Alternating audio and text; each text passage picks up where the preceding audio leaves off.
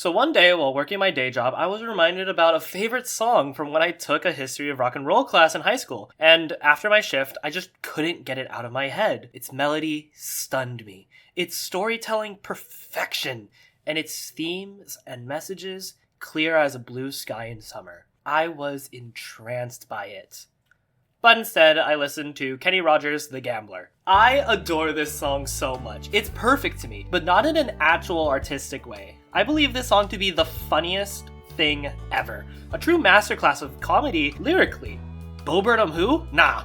I've got The Gambler. So, before I even begin to tackle what rabbit hole my mind went to during this month-long Gambler obsession, allow me to tell you what this song entails. But here he is, Mr. Kenny Rogers! Yay!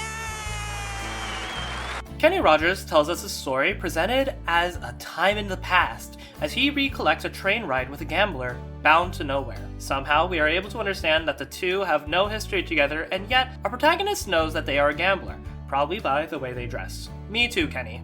Me too. So, in this car, they impossibly get bored of staring out the window and start talking to each other. The gambler tells Kenny that he has lived a life and knows how to read people, and to the gambler, Kenny looks awful. So, they make a deal. Our protagonist hands him all his liquor, and even a cigarette, and then even a light, and in turn, the gambler is supposed to tell him the best life advice ever. The gambler first chugs the bottle, and smokes a cigarette, and then turns to Kenny with a straight face and says, "Get good." Immediately followed by him passing out and dying.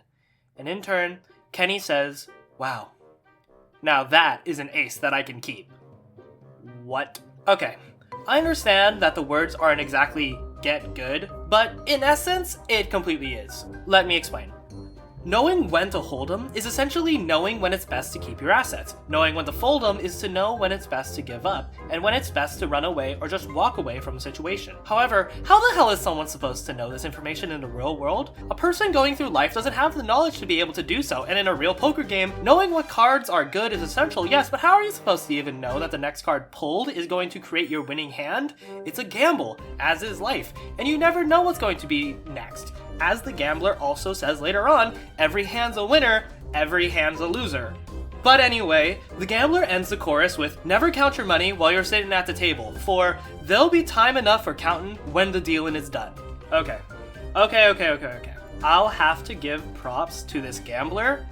What a baller.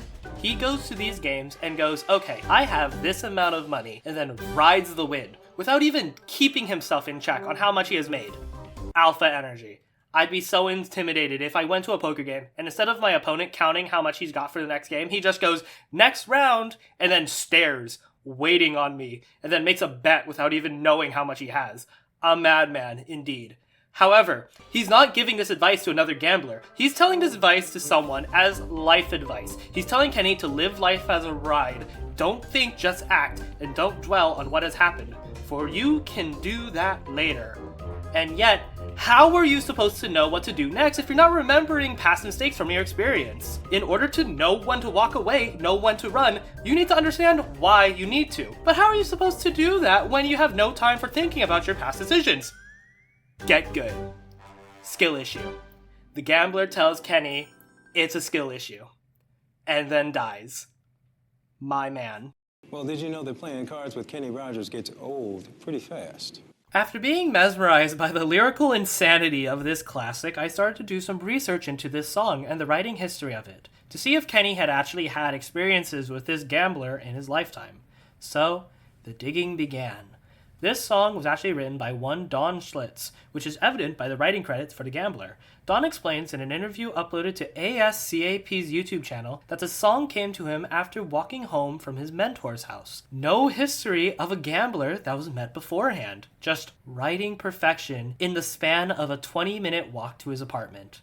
I believe this to be like an angel sending a vision to Dawn, as they did to me one working shift 4 weeks ago, when it reminded me of this song. Oh, that beautiful angel. After that walk, he struggled with the ending verse and finally finished it months later. By looking at the releases, you can sort of see an image of the rest of the production history of the song. For this beautiful song delivered to Schlitz was not produced by Kenny Rogers at first.